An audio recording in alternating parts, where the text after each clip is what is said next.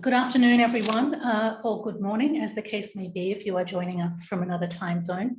A very warm welcome from me and on behalf of Altamimi's Regional Disputes team to everyone joining us for this webinar this morning. My name is Rita Jabala and I lead Altamimi's International Litigation Group, which is the firm's specialist common law litigation team that conducts proceedings in the DIFC, ADGM, and QFC courts. So our webinar this morning is a panel style format. For our panel, we have assembled some of the best legal minds and dispute practitioners in the region. Joining us from the UAE, Dr. Hassan Arab, Altamimi's Regional Head of Dispute Resolution, our Head of Dispute Resolution in Qatar, Mr. Hani Al-Magdaf, our Head of Dispute Resolution in Egypt, Dr. Khaled Ataya, Dr. Ahmed Basrawi is joining us, our Head of Litigation based in our Jeddah office in Saudi Arabia, and our Head of Litigation in Bahrain, Ms. Noor Al-Reyes. And so over the course of the next hour, we'll be taking you on a whistle-stop tour of the major jurisdictions in the Middle East, looking at choice of jurisdiction in your contracts and how you, our clients, can navigate these issues in light of the array of choices now available to companies doing business in the Middle East.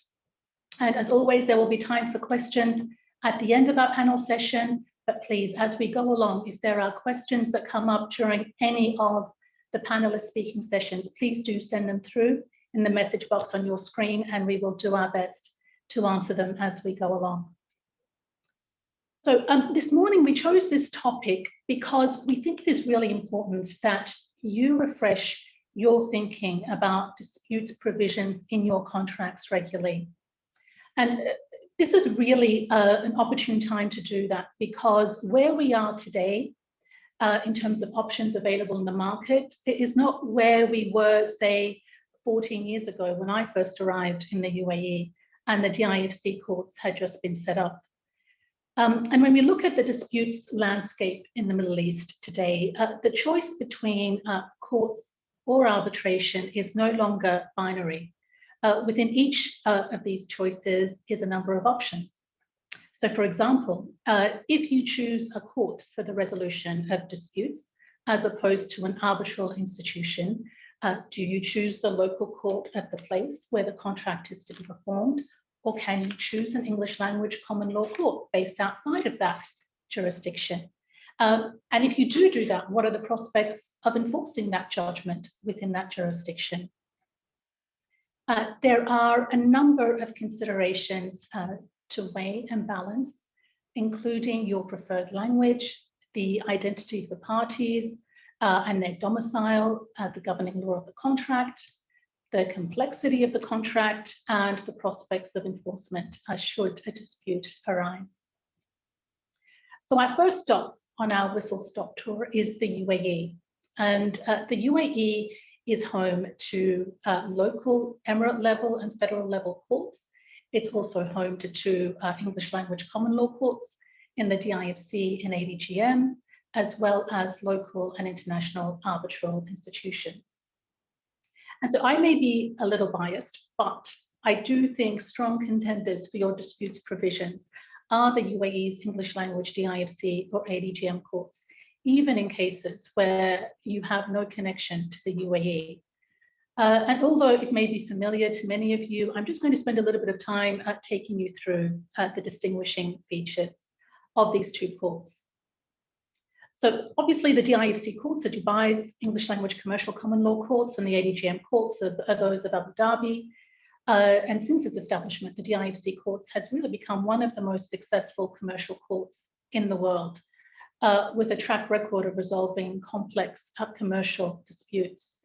And to put this in perspective, today there are currently 1,000 active cases before the DIFC courts with a total claim value of around 6 billion dirhams.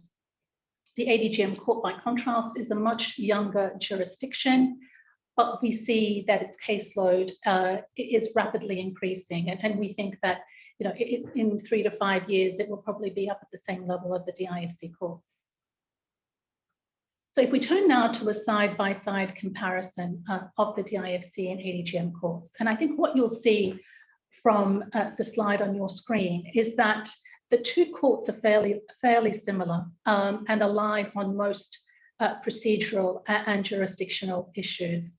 So as you can see, they're obviously both English language common law courts. Their rules of procedure are pretty similar.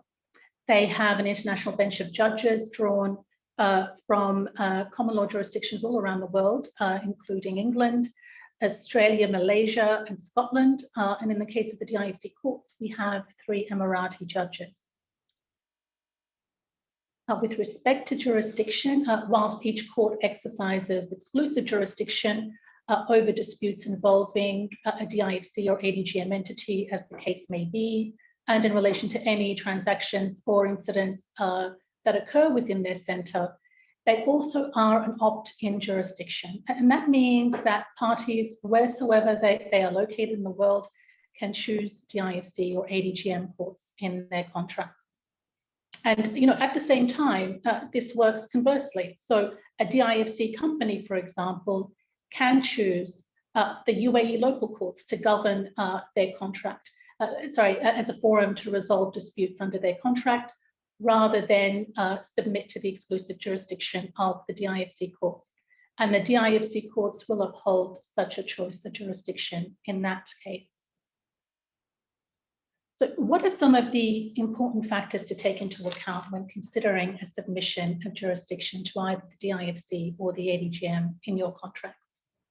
Importantly, they apply English law, or in the case of the DIFC, they apply codified English law in the form of DIFC laws and regulations. And these laws apply by default. But they will also uphold parties' choice of governing law. Whether that be UAE law, Qatari law, Egyptian law, Swiss law, whatever choice of foreign law a party chooses to govern their contracts, that choice will be upheld by the DIFC or ADGM courts, and they will use expert evidence to apply that law to the facts before them. The other thing that really sets the DIFC and ADGM courts apart, in particular from the local courts, is the court procedure. Default and immediate judgment is readily available, and this can be obtained in a matter of 3 to 4 months. Disclosure of documents is a prominent feature, as is the breadth of interim relief, which not only includes freezing orders, but also prohibitive injunctions. Of course, this also means a trial with witnesses at the end who are required to be cross-examined under oath in a very public forum. And often hearings are recorded in the DIFC courts and uploaded onto YouTube. All pleadings are also publicly available and are available on the DIFC and the ADGM's website. So then all of this points to a much more expensive court process when you compare it to local court process. But the difference again is that the DIFC and ADGM operate a cost jurisdiction. So a successful party will be able to recover up to 85% of their legal fees. Enforcement is also pretty straightforward. I think if we go to the next slide. Because we have the local law mechanisms in place in the UAE to allow for onshore enforcement of DIFC and ADGM judgments as if they were local Dubai court and ADGM judgments. And what that means then is that they can also be transported throughout the GCC and Middle East, where we have treaties in place for the recognition of judgments, and they will be considered a Dubai court or Abu Dhabi judgment and enforced under those treaties in the same way.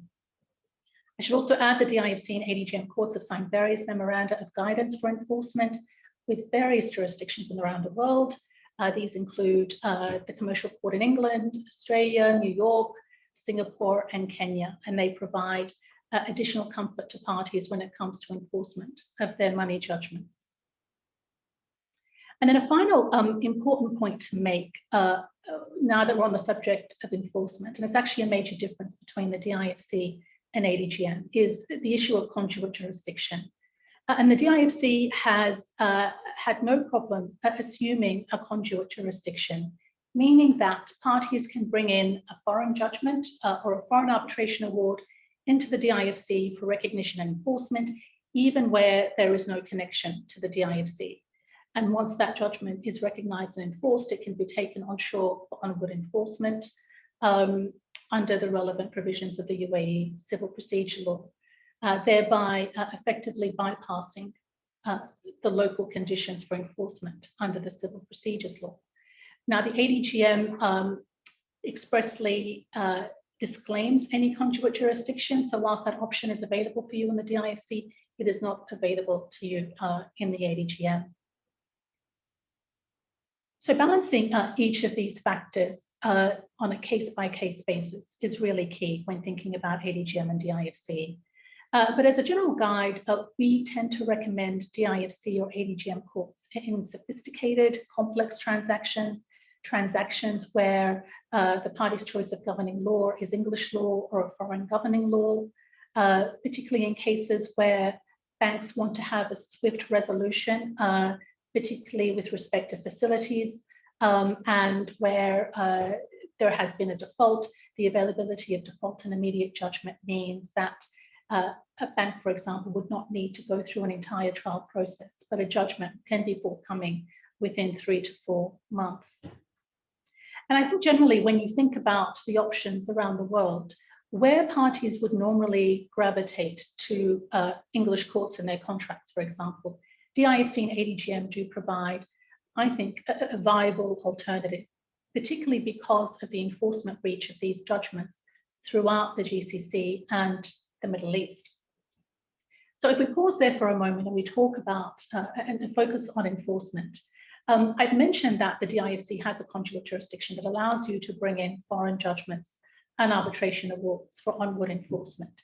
And I wanted to start the panel by asking Dr. Hassan about developments in terms of enforcement of foreign judgments and awards in the UAE. Because whilst traditionally there has been a tendency to view the UAE as being perhaps a little bit more hostile to the enforcement of foreign judgments and awards, that position has changed. And so what are some of the developments that you can tell us about? Well, many thanks, Rita. First of all, good morning, good afternoon, good evening, ladies and gentlemen. Many thanks for being with us in this event. And I'm proud to be part of this event. Thank you so much for Rita and the organizer of this event for giving me the opportunity to talk about the topic related to the enforcement in UAE. Well, Rita, going back to your question actually about the latest development and trend, before we start talking about the latest development, as you know, Rita, and you mentioned in your presentation, enforcement is a major element of the dispute. Basically, it's a waste of time. Party seeking, litigate or arbitrate if he will find at the end that his award or decision is not enforceable. And there are different factors basically playing here a major role actually, how basically you will make sure that your award or decision is enforceable. Part of it is the mechanism, whether it is arbitration or litigation, the governing law, the procedural rules, the seat sometimes or always actually in the arbitration playing a major role. What's happening in UAE? The situation with regards to the enforcement, and here I'm talking about the foreign judgments and foreign arbitral award. The situation used to be very difficult long time back before we have the arbitration law. And recently also in 2018, there was an amendment to the civil procedure law by issuing the cabinet resolution. And within that cabinet resolution, basically, there was a changing on the mechanism of enforcing the foreign judgment. Long time back, I mean, before 2018, it was quite difficult. And I can say that it was a negative attitude by the courts when it comes to enforcement of the foreign judgments or foreign arbitral award. Foreign arbitral awards, the situation was different because we had the New York Convention in 2006 and the situation changed, but the procedure was quite long. So with regards to the foreign judgment, foreign arbitral award, it used to be a very long procedure. You need to file a fresh case before the court of first instance, and you have to go through the whole basically procedure. If you are not happy with the decision, you need to go to the Court of Appeal and again to the Court of Cassation. So basically you will spend around 2 to 3 years after the decision, after basically getting the foreign judgment or foreign award, which was not logical actually, especially for the practitioner. And they used to ask, what's the use of going basically for arbitration if again I will be coming to file a fresh case before the court? Now the situation is different. I'll talk first about the arbitration because we had the arbitration law in 2018, where the mechanism of enforcing is much easier. It's a matter of submitting an application to the Chief Justice of Court of Appeal, and within 60 days, as per the law, he should issue his decision. In practice, it's within 3 weeks, to be very frank with you, because it's a matter of going through certain condition and give his decision. The party who is not happy about the award or the award issued against him, he has the opportunity to approach the Court of Appeal rather than basically filing a fresh case for the annulment. So, and also the proceeding before the Court of Appeal is much easier. When it comes to the foreign arbitral award, it's the process even much easier than the domestic and the international award under the UAE law. With the foreign arbitral award, the proceeding is to approach the execution judge with the award and certain documents as per the New York Convention. And the judge will issue his decision as per the cabinet resolution within 3 days. He must issue the decision. But in practical, basically, it takes 2 weeks, which is much, much better than the previous situation. And it's ex-party application.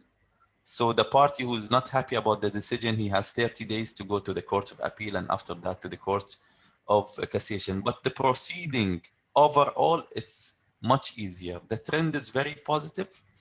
Very positive. We have actually lots of examples, decisions by the Court of Cassation where they enforce the foreign arbitral award as well as the foreign judgment. The situation with the foreign judgment, as I said, was very difficult actually, especially if there is no BIT between UAE and the other country. The situation now it's much easier actually because you know, the Riyadh Convention, for example, is one of the international convention among the Arab countries. If there is any BIT, and we've seen actually a decision issued by the French courts enforced in UAE. I'm talking about the federal court actually. We have a decision from UK. Even from Iraq recently, actually, there was a decision where the execution judge decided to go through the Riyadh Convention, and as per the Riyadh Convention, he decided that this judgment is capable to be enforced in UAE. So in general, the trend is very positive. The proceeding is much faster than before. Maybe at the end of my presentation, why UAE? And part of that question, you answered them, Rita, in your presentation. But why UAE? If I will be going to decide, actually, for different reasons. As you said, actually, we have different options: local, onshore and offshore, local and federal courts on one hand, the IFC and ADGM on the other hand. So the options for the parties is quite a lot: civil law versus common law. It depends, of course, as you said, on how complex is the dispute, whether it is large amount or not. We need to consider the cost. As you said, actually, the proceeding in front of the local courts and federal is much cheaper than the IFC and ADGM. So you have different options, actually. As I said, you have the common and civil law. You have new legislation, which as I said, actually the proceeding is much easier. And the trend, as I said, it's very positive with the recent court decision by Dubai Court of Cassation as well as the Federal Court. Thank you so much, Hassan. So if I can summarize the UAE position, I think what we would say is, again, it's very much a balancing act of different factors. And you really have to look at it on a case-by-case basis. I don't think there's a one-size-that-fits-all. I think that in certain cases, the local courts are perhaps much more appropriate than DIFC and ADGM courts, given the pot. But at the same time, we shouldn't also be overly worried now about bringing foreign judgments into the UAE. I mean, particularly if they're coming from the Middle East under Riyadh and GCC conventions, that should be very straightforward. I think there's still perhaps a slight concern about bringing foreign judgments outside of the GCC. So if you're talking about English judgments, particularly with reciprocity, which I think is still potentially an issue. But what that means is you still have potentially a DIFC conduit jurisdiction to bring back the UAE. And I think it just shows how plugged in to the rest of the world the UAE is becoming, which can only be, I think, a good thing as we become ever more globalized and interconnected. So thank you very much, Hassan. So our next stop now is Qatar. And joining us, as I said, from Qatar is Hani, who is our head of dispute resolution in Qatar. So not only are we very excited about the World Cup, Hani, but there's also a lot going on in Qatar. It's very similar to the UAE in that we have obviously the local courts, we have arbitral institutions, but we also have a common law court in the QFC court that has an exclusive jurisdiction over entities within the financial center and also allows an opt-in jurisdiction. Still a relatively young jurisdiction, I think, but again, I think it's only a matter of time before we see these courts really play a very important role in the Middle East. So I wanted to ask, Hani, in your view, what do you think are the most viable options for resolving disputes in Qatar, particularly if you are an international business doing business with Qatari entities? What are the sort of factors you would take into account? What are the most viable options in your experience? Yeah, thank you very much, and thank you for the attendees and the audience for joining this webinar. And I think the situation in Qatar it's a little bit more straightforward. There is no many choices as described by Dr. Hassan and by you, Rita. The choice, the contracting party have to choose between two options. Either they go to court or to go to arbitration. Now, if they choose to go to court, the choice of which court is not always available, because a QFC, unlike the IFC, QFC still have limited jurisdiction whereby the party cannot choose to submit their dispute to QFC yet. It's not clear 100%. Therefore, if they want to go to litigation, the available, if the parties are not QFC licensed entities, the choice is Qatari court. If they want to obviously if they want to avoid the Qatari court, the arbitration would be the viable option for them. Now, it's some certain point that I think they are very important to mention with respect to Qatar, that the Qatari the choice of foreign courts is not always enforceable, and most of the time is not enforceable. This is a very important point. So you cannot have a contract which is executed in Qatar. It's related to Qatar, whether it is construction or banking or whatever, and the contract is supposed to be executed and work in Qatar, and choose English court, or UAE court. So the Qatari Court of Cassation made it very clear that the jurisdiction of Qatari court is related to public order, and party cannot deviate from this the competency or the jurisdiction of Qatari court by agreement. So it's clear the agreement by the parties to opt for foreign courts is not always enforceable. If the Qatari court finds that it had jurisdiction pursuant to the principle of international public law, if there is a link between the contract, the dispute, and Qatari court, then the choice of the party is not enforceable. So this is the first one. Second, the choice of law in principle is enforceable. And if the parties decide to submit their contract to French law or English law, in principle, Qatari court will accept and enforce this choice,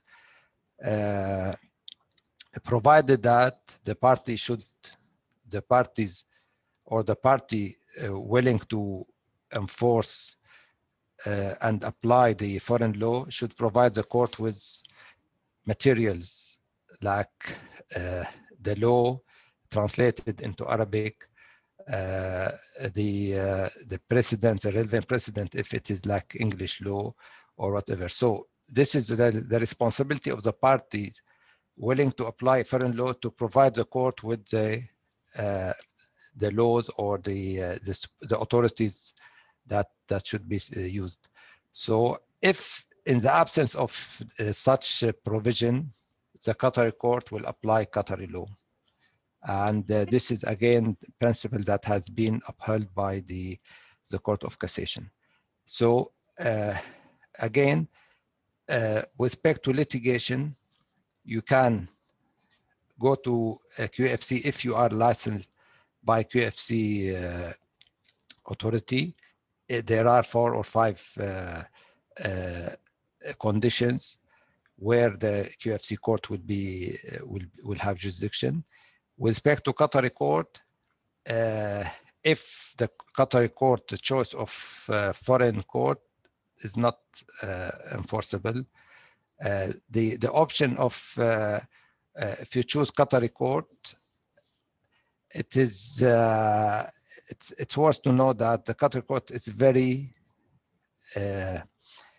feasible option because the maximum court fees is 3,000. So the Qatari court, 3,000 Qatari riyal.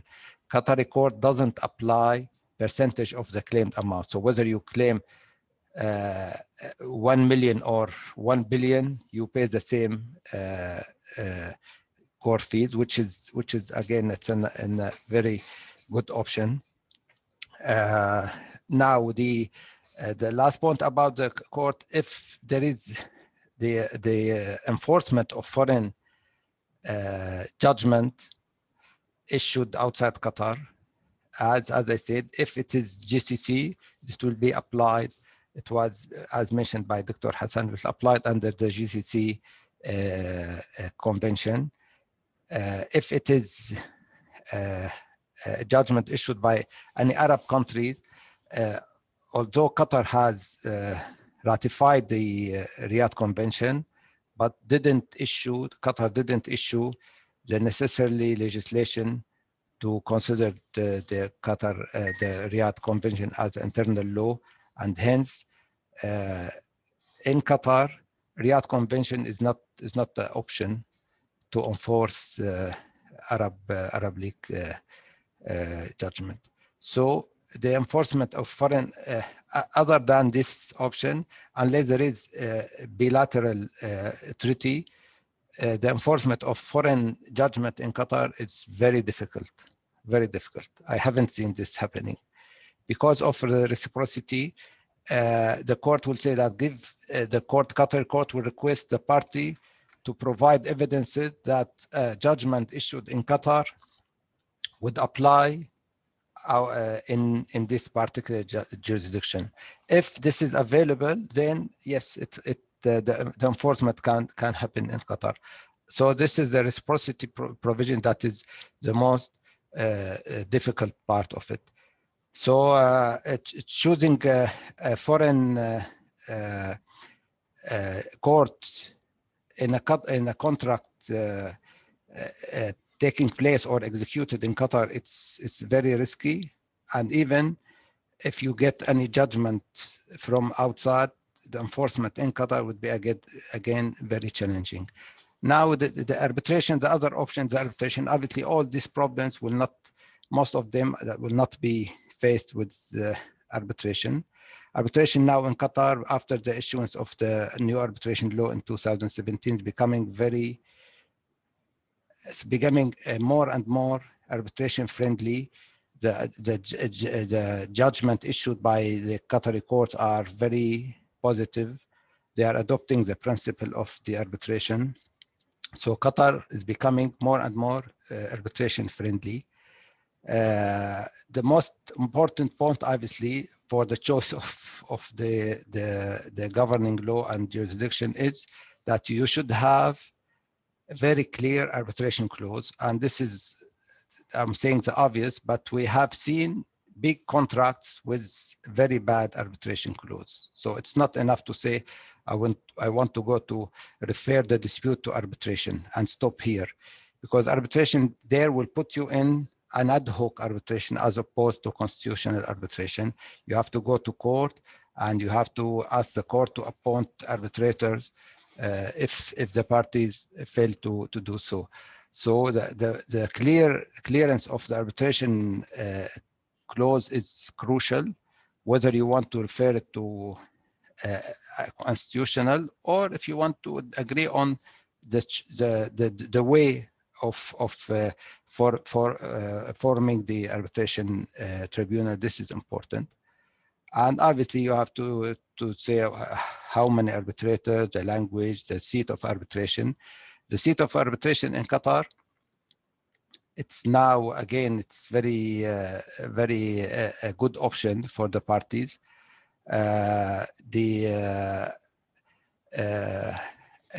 It's worth to mention that the court, Qatar International Court and Dispute Resolution Center offers very good premises for any arbitration, and the cost is very minimal. So they're trying to attract people, the litigant party, to come and choose the center as a forum for the arbitration. In Qatar, there is an arbitration center under the Chamber of Commerce in Qatar as well. And obviously, the choice to opt for international arbitration centers such as ICC and LCIA, it's always available. The Qatari arbitration law, new one, is relatively good, advanced, and most importantly, that the application by the courts are becoming, as I said, they are applying these provisions in a very advanced manner. The enforcement of the arbitration is, again, the enforcement is the arbitration award. It's now is becoming more and more easier, and it requires some steps for the recognizing the award first, and second, to start the enforcement. Same applies to the foreign arbitration awards, because this will be enforced under New York Convention. So overall, the enforcement of arbitration awards in Qatar, it's now becoming easier. It takes a little bit time. I'm not talking about, as Dr. Hassan said, it's not weeks. No, it takes a little bit longer. But as I said, the courts are more open now to enforce and be more friendly with the arbitration award.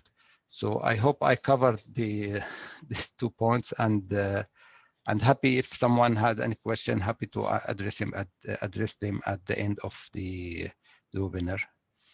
To you, Rita.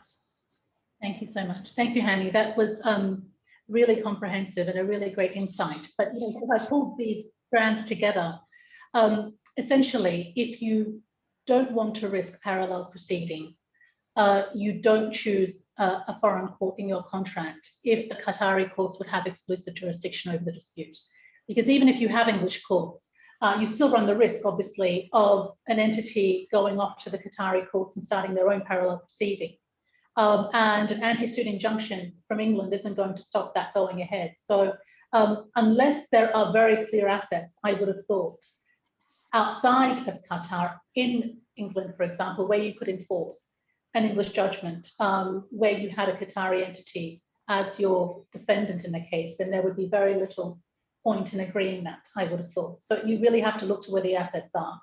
And for arbitration, you make a very good point. I mean, often when you think about seats of arbitration in the Middle East, sometimes what you need is a neutral venue. And it could be that where you have two Middle Eastern entities, Qatar could be a potential seat for an arbitration as providing a neutral forum for parties who may not wish to give the other side a home advantage.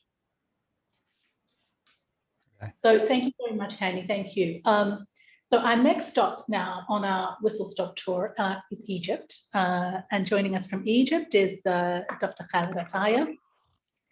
So in Egypt, I get the feeling, Dr. Khaled, that business is really booming, not least due to Egypt's location, its resources, and the future growth expectations for Egypt. And for those who may not know, I mean, Egypt has one of the most sophisticated legal systems, I think, in the Middle East. And certainly Egyptian legal precedent and jurisprudence is regularly cited before courts around the Middle East, including the UAE. So Khaled, just following on from Hani, and we see the issues, obviously, in agreeing foreign courts in contracts involving that are performed in Qatar. In your experience, how would you describe the environment for international businesses who choose to litigate in Egypt or find themselves having to accept Egypt in their contract as the forum for the dispute? Well, thank you, Rita, and thank you for giving me the opportunity to address the esteemed audience. It is a pleasure to be with you today. In Egypt, unlike the situation or the arrangements in UAE or in Qatar, Egypt does not have a similar structure like DIFC or ADGM or QFC. In fact, what we have is state courts, and within the state courts, we have a similar structure which called the specialized economic courts. Again, it is state courts. The official language to use before these courts is the Arabic language, not the English. And this is an option that any investor who would like to invest in Egypt in one of the projects that is taking place in Egypt can use the state court system through specialized economic courts. This is one option. However, several options are still there under different laws. For example, you may resort to arbitration, be it national or international arbitration. We have a Cairo Regional Center for International Commercial Arbitration, which was established in 1979, started operation in 1981, and now it is one of the oldest arbitration centers in the region. It is totally independent, and it is very reputable in the region. We have our arbitration law that was adopted in 1994 that provides for national and international arbitration, the enforcement of arbitral awards, be it national or international or foreign awards as well. The law is drafted following the UNCITRAL model, and Egypt is a party to the New York Convention since 1959. So all foreign arbitral awards are enforceable in Egypt with certain conditions, of course, as provided under the New York Convention. As you mentioned, and Hassan and Hani mentioned clearly, the choice of jurisdiction and governing law is quite important. In Egypt, the practice that the parties are free to choose whatever jurisdiction, whatever governing law to apply to their contract. However, as the case in Qatar, some restrictions are there. For example, related to real estate, if the real estate is located in Egypt, for example. So the jurisdiction is always for Egyptian courts. And I believe this is similar to many other jurisdictions. So when it comes to real estate disputes, we have to be very cautious, or investors have to be very cautious that it is the exclusive jurisdiction of Egyptian courts. It's not arbitration, then is not an option, and foreign jurisdiction is not an option. Some elements to take into consideration as well is the language, because in courts, in state courts, the language is always Arabic. It's not like in DFC you can use the English language before courts. It is always in Arabic. So in case you prefer to resort to English language, then arbitration would be the option for investors. Another important point is representation. If you'd like to be presented by a foreign lawyer, for example, or a foreign counsel, this is available in arbitration, but not in state courts. So foreign lawyers or foreign counsels cannot act or be present before Egyptian courts without a permission, and for a specific case. They have to take a certain permission in order to practice before Egyptian courts. Another very, very important point that we face in practice is interim and precautionary measures that you need to take. So sometimes the case is in one jurisdiction, and the interim measure or the precautionary measure has to be taken in a different jurisdiction. And in that case, we need to understand exactly what would be the implications of this choice of jurisdiction regarding the main subject matter of the case. I believe that when it comes to enforcement, we have different venues. First, we have the New York Convention, which is quite easy to enforce foreign arbitral awards. When it comes to state court decisions, we have the Riyadh Convention, we have the bilateral judicial assistance treaties, and we have the BITs, as well as Dr. Hassan mentioned, it is the bilateral investment treaties. And of course, the investor would need some guidance on that, because it's not a similar process for each one. The court is different, and the proceedings before the court is different for each case. The time and cost in Egypt, I would say that the arbitration time is similar to any arbitration around the region. However, for the cost, it is less cost when arbitrating in Egypt, due to the fact that the cost of the arbitration center in Egypt is less compared to similar arbitration institutions in the region. However, when it comes to state courts for the enforcement of foreign arbitral awards or foreign court decisions, again, the cost is not an issue, but the time is an issue, because we have a backlog of cases before state courts. So it may take at least between 3 to 6 months in order to enforce an arbitral award or a state court decision, a foreign state court decision in Egyptian laws, in Egyptian courts. Maybe another, and maybe this is one thing that need to be reviewed again by councils when choosing the governing law, is whether they are located in Egypt in a free zone or specialized economic zone, for example, or national or local investment. For Egypt, this wouldn't create any difference, because they have to resort to arbitration or state courts. But if they are having investments in Egypt, they have different options. For example, we have under investment law, we have committees for settlement of investment disputes and investment contract disputes. This is under the Prime Minister. These decisions are binding to all government bodies. These committees may be considered as mediators or conciliators between the parties. So instead of resorting to arbitration or state courts, you may resort to these committees in order to present your case, reach a kind of a settlement between the two parties, and it does not just relate to state or government departments, but this may apply to contracts between any company and another company operating in the Egyptian market. However, this company has to have a kind of government contribution in order for the case to be heard before such committees. Again, this is one option that is available for investors, be it national or foreign investors, that is adding to the arbitration option and the state courts option. It is the investment committees option that which acts as a conciliator or mediator between the investors in Egypt. Thank you very much. Back to you. Thank you. Thank you so much, Dr. Khaled.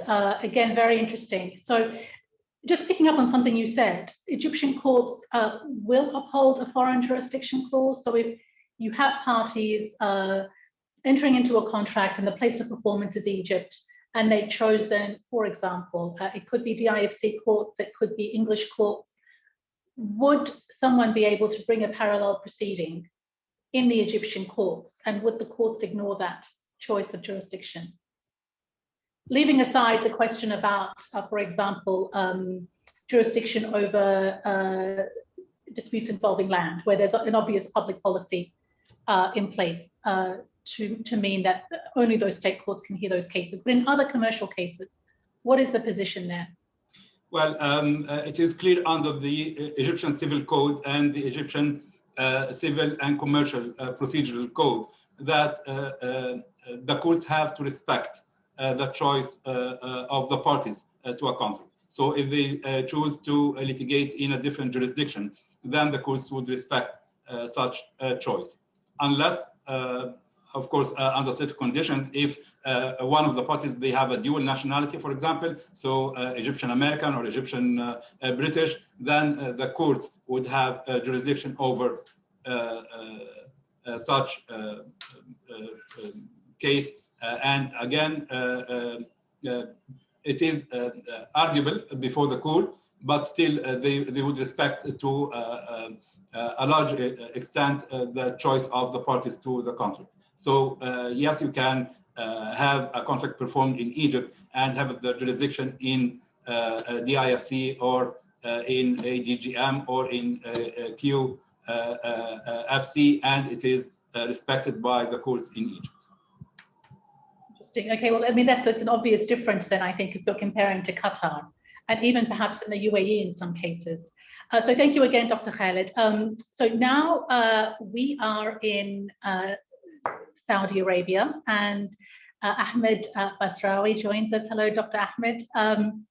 So, you know, it seems like in Saudi, there's a new mega project that's launched every single month, and you know, foreign investors are flocking to Saudi. We can see that. I think the number of licenses has increased to the largest number. The number of licenses issued has increased to the largest number since 2005. So again, much like Egypt, we can see businesses booming. But I think in terms of litigating in Saudi, for a lot of people, it still remains shrouded in mystery. And I think what we want to talk to you about in particular is, again, what are the sort of factors, what are the options available to parties doing business in Saudi if they are not necessarily Saudi nationals or Saudi companies?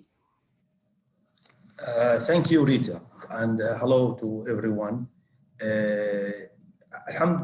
Thanks God, alhamdulillah, we are in Saudi Arabia witnessing a huge development and improvement in the economic sectors and also in the legal practice in Saudi Arabia. For the recent 3 years, we have seen a lot of new laws, new electronic systems applied in all the courts, procedures in relation to the arbitrations, and all the court procedures is done now by electronic applications. But in Saudi Arabia, many people think Saudi Arabia, because applying Sharia law, they think they are quite restricted. But in the reality, in Saudi Arabia, the contracting party is free to choose whatever jurisdiction they think it's appropriate for them or they agree on. In Saudi Arabia, the contracting party, they can choose DIFC, they can choose ADGM, they can choose Saudi court, they can choose arbitrations, whether local arbitration or international arbitration as well. But the people need to think about the two things. When they choose the jurisdiction, they need to know that anything related to the real estate, as Egypt, Dr. Khalid said, we are in Saudi Arabia as the real estates, we didn't accept any foreign judgment related to the real estate. The real estate subject to the Saudi law and the Saudi jurisdiction exclusively. No one can choose that. And in Saudi law, we didn't assume any foreign law, common law, or any other Arab law or any laws is contradicting with Sharia law. It's all the laws is acceptable unless the other party prove there is a contradiction or a conflict with Sharia principles, which is rare and related to the two issues in Sharia, which is first one is the interest. The second one is related to uncertainty. In Saudi Arabia, we think there is a new form like ADGM or DFC in Saudi Arabia, but until now nothing happened under the umbrella of a special economic zone. We think we will see something similar in the recent year or in the coming years, but for now, any parties, they can choose the jurisdiction, but they need to take, or the governing law, but they need to take in their considerations, not conflicting with, there is no conflict with Saudi public policy, such as the general principles of Sharia, or not related to the real estate, or they are not contradict with substantive of any applicable law, like such as company law in Saudi Arabia. Or for example, if they are doing the JV agreement and they choose DIFC and they choose the common law, they need to take in their account they are not contradict with the company law in Saudi Arabia in certain clauses. And we see that in relation to the enforceability of foreign judgment in Saudi Arabia, I think it's the law. We have two international agreements which we apply. It's Riyadh agreement and the GCC agreement. It's applied in Saudi Arabia, and we enforcing DIFC court judgment in Saudi Arabia before, and I didn't enforce myself ADGM, but theoretically, in theory, they can enforce it in Saudi Arabia if they have a recognition from Abu Dhabi under the Riyadh agreement. They can enforce it here in Saudi Arabia. And also, very important things we have in the enforcement, they can do partial enforcement. If, for example, if the awards contain two elements, one of those elements is considered as a contradict with the Sharia, they can enforce the other part of the judgment and take out the other part, which is very important point for anyone who has a judgment. In Saudi Arabia, we are encouraging the people to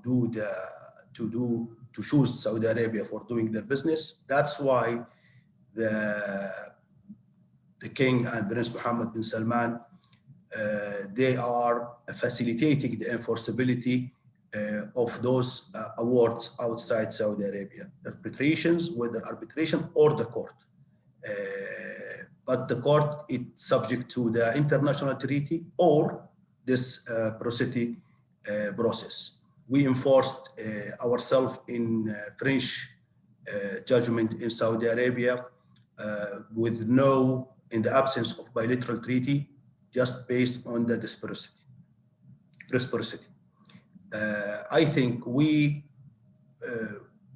and the application, submission the application for enforcing the foreign judgment is easier than before. You just need to file application before the enforcement court, and the enforcement court will ask for certain documents certain documents with the translation of the judgment if the judgment is not written in Arabic, and they will issue their decision within 2 to 3 months to enforce it. However, the other party might challenge that judgment if they think there is a contradict with the Sharia. And as I mentioned, the court has the court can exclude the part they thinks is contradicting with Sharia. And also there is, when the people choose their governing law and the jurisdiction, they must take in their account if they think they need interim measures, they need to know that the interim measures, if they choose other jurisdictions, the court here will award lack of jurisdictions, and they need to go outside to have that to the other court to have that in terms, but I don't think it's enforceable, and it will not be effective because the enforcement will take some time. We couldn't give general statements about the jurisdictions or the governing law because it depends really on the nature of the transaction itself. But in Saudi Arabia, we are applying we are quite liberal. We respect the autonomy of the parties. We think in Saudi Arabia, the people free to choose whatever they want. But I want to say something very important related to the DFC and DFC especially from my experience. The DIFC, if the party looking for a common law or the other party looking for the common law, it's the best for them to be on the DIFC rather than to be in New York or in London, because the DIFC has the power to be enforced in the region, in Saudi Arabia in particular, and in New York, as you mentioned, and other jurisdictions.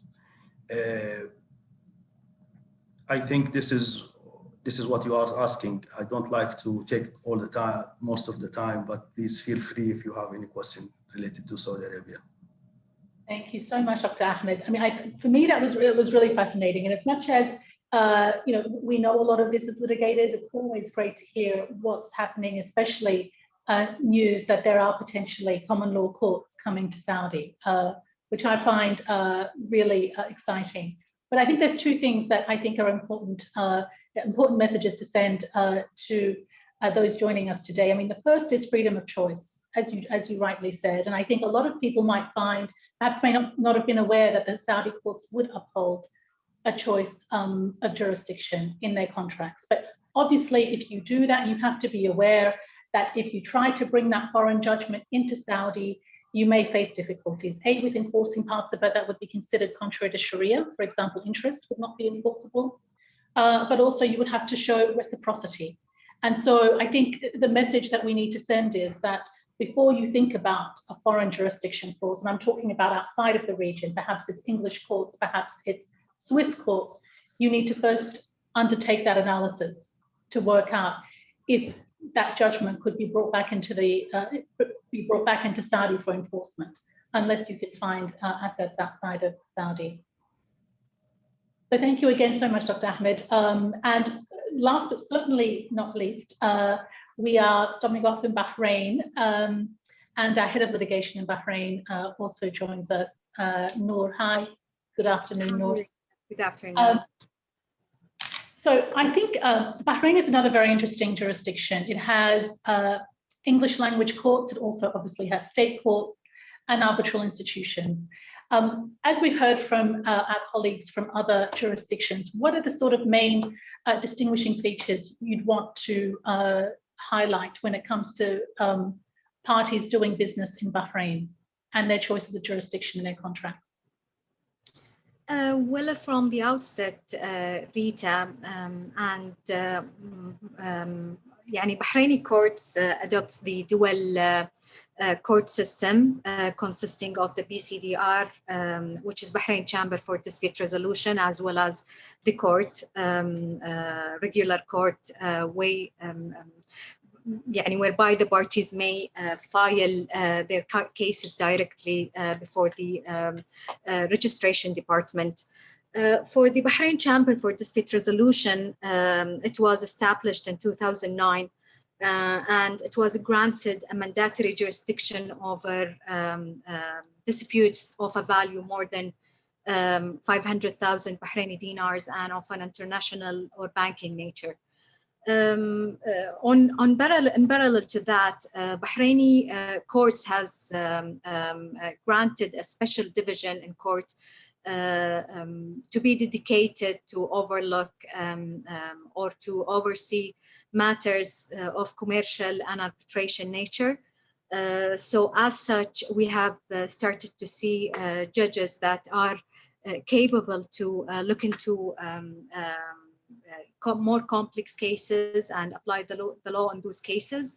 Whilst the Arabic is the formal language in court, we are expecting a new law to be introduced by the government soon, whereby the parties may choose the English language to be the language of the court.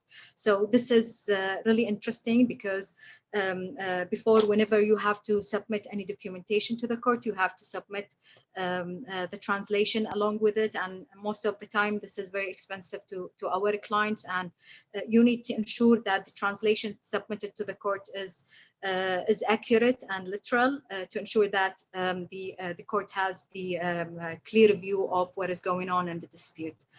Recently, the government also introduced, or the legislator introduced, a new system, which is basically introducing a new department within the court, which is the case management department, whereby a case manager will be appointed to prepare the documents and handle the case ahead of referring the same to the competent court. So there will be deadlines where the party should submit everything or whatever supporting documents they might have in relation to the dispute. And unfortunately, they may not submit further documentation when the case is referred to the court. However, to be honest, we find this very comforting to us and to the clients, because you will know where the case is heading before it is transferred to the court. You will have to prepare your case in advance and know where it should be submitted exactly to the court. So we see this as an advantage, even though there has been some recent precedents which says basically that you cannot submit anything after the deadlines prescribed by the case manager. As to the agreement on jurisdiction and governing law, I think Bahrain is quite similar to the other countries in the region. An agreement on the jurisdiction of another country will not eventually prevent the Bahraini courts from adjudicating in the matter.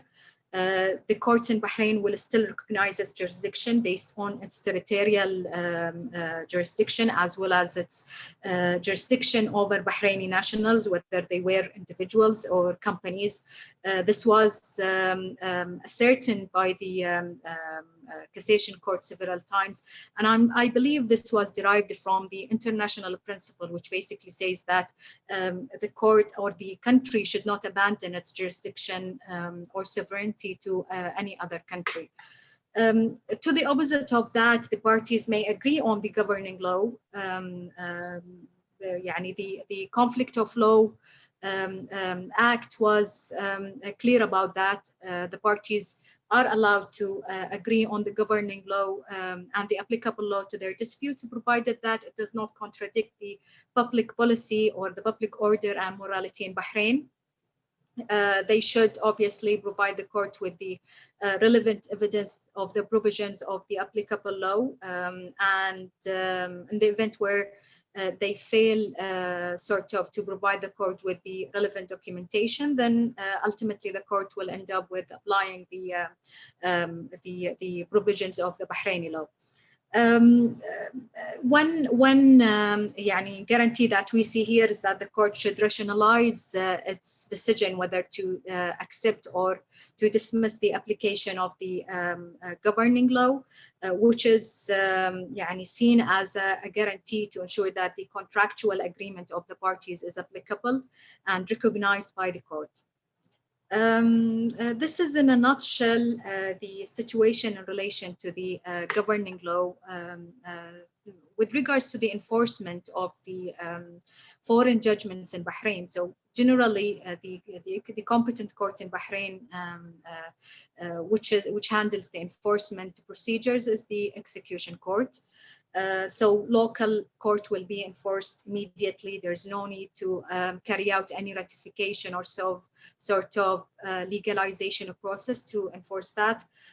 But for foreign judgment, this we should differentiate between two kind of judgments. The first one is the judgments issued by country that has a convention or concluded a convention or an agreement with Bahraini government, and we have in place several agreements in Bahrain, such as the GCC and Riyadh Convention, as well as another two conventions with India and Syria. For foreign judgments that issued from a country with no treaty or sort of convention with Bahrain, the process is relatively different in Bahrain. The litigant should file or initiate a fresh claim before the courts of Bahrain and establish the minimum requirements provided by the law. And this is really general, which should be generally satisfied by any sort of judgment issued by any court of law, except for some elements such as reciprocity treatment and public order from a Bahraini perspective. So the parties should be notified. The parties should attend the proceedings before that court. They should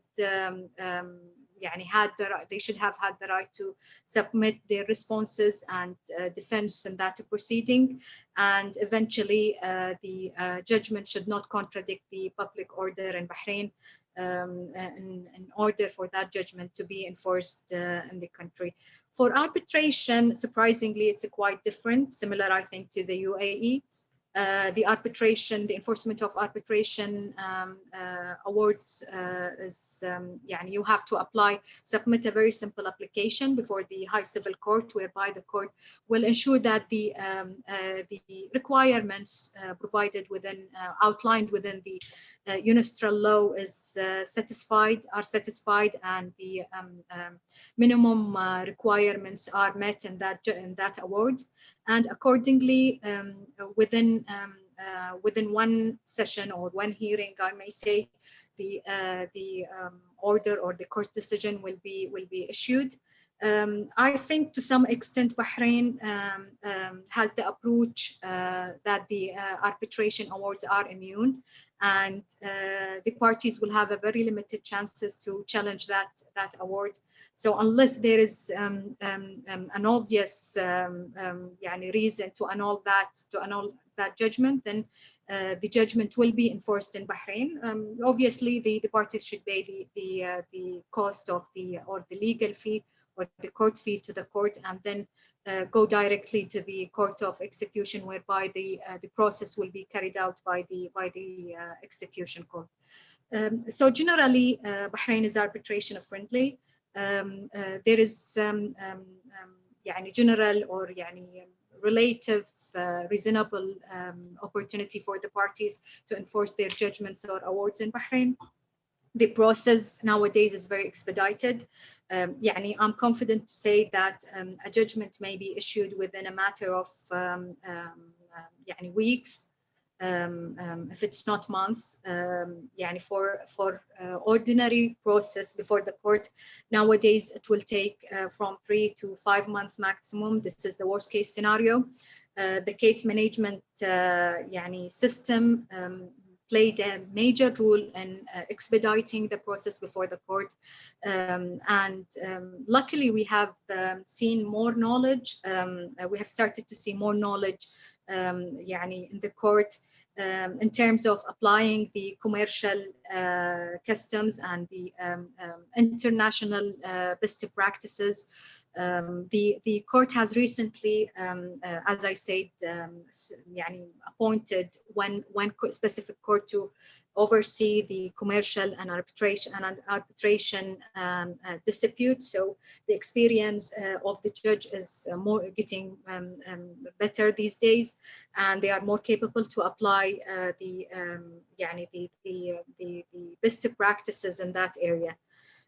So as I said, in terms of applying the another jurisdiction, it's quite difficult, but the parties should, ahead of agreeing or concluding an agreement in relation to that jurisdiction, they should be aware that it might not be enforceable in Bahrain. However, the system or the legal system in Bahrain is accessible to anyone as long as there is an element or nexus to the case to the Bahrain jurisdiction.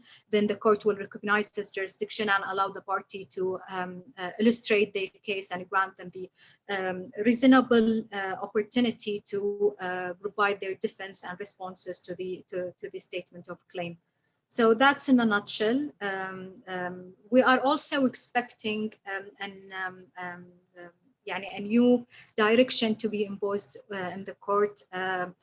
Recently, there was a direction from the Supreme Judicial Council, which basically states that the parties may claim the legal fees, which was not allowed before or wasn't recoverable before. So I think in the next few years we will start to see more landmark precedents in that area, and I think this will promote Bahrain as a litigation hub, if I may say. So back to you, Rita. Thank you so much. I mean, I think that's great to hear. I mean, I think having provisions for payment of legal costs are really important to litigants, and I think that that's one of the reasons why DIFC and ADGM have become so popular, but also the fact that you can allow parties now in Bahrain potentially to litigate in English.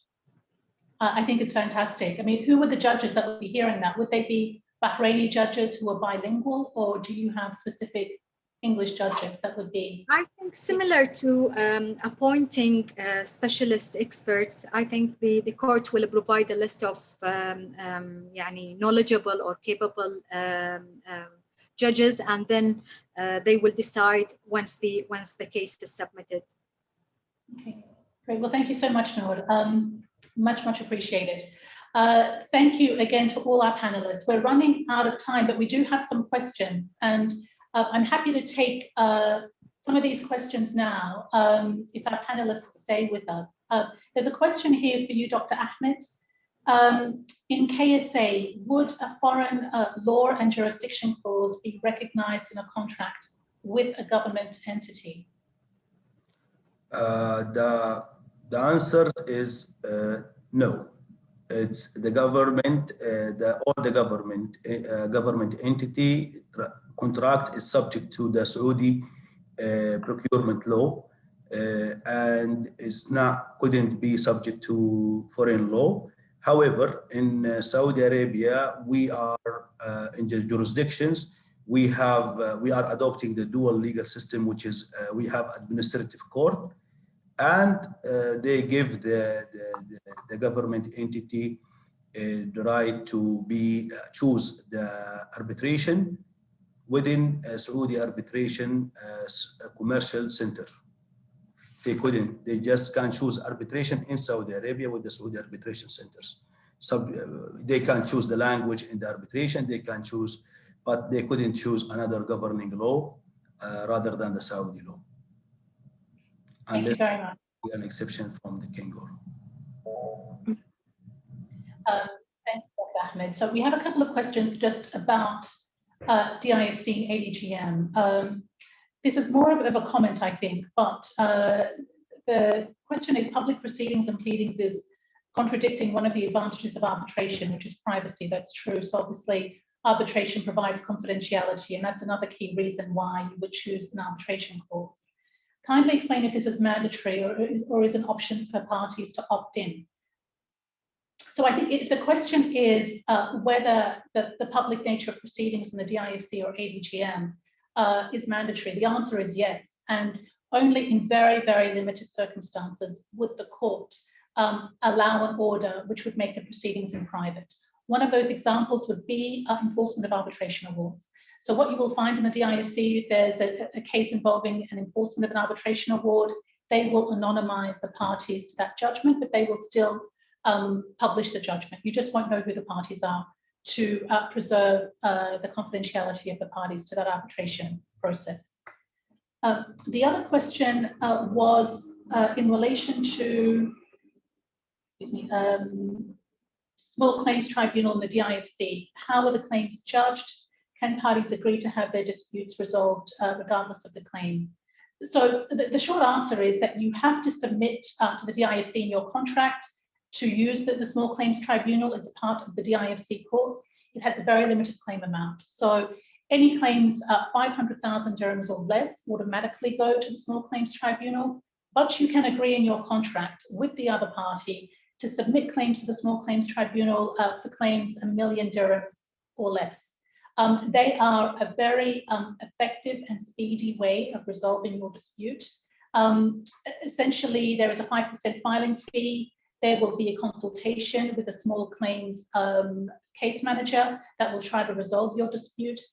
If you are unable to come to a settlement, then there will be a very informal hearing before a small claims tribunal judge.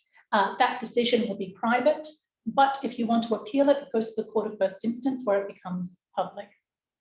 But you would have to choose DIFC in your contract in order to avail the Small Claims Tribunal. The tribunal in the ADGM is slightly more complicated. It's not as streamlined as the DIFC, but there is also a very similar tribunal in the ADGM. Someone's asking about jurisdiction clauses and governing law for Kuwait. I'm sorry, we don't have Kuwait joining us because of the time, but if you'd like to email me after the session, I'd be very happy to put you in touch with our head of litigation in Kuwait. There's another question here about law and jurisdiction for insurers. So where reinsurance contracts mention English laws or DIFC, and you have a reinsurance contract with a different law and jurisdiction, that's a complicated question. What you risk is having your choice of jurisdiction on one of those contracts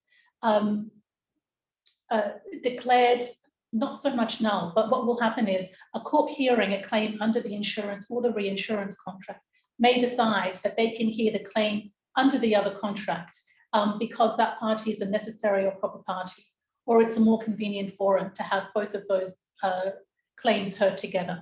Technically, it should have happened, but there is a risk that that would happen. I think often having those dispute resolution provisions aligned can be useful, but again, you would have to conduct that case-by-case analysis of each contract to determine the most appropriate clause.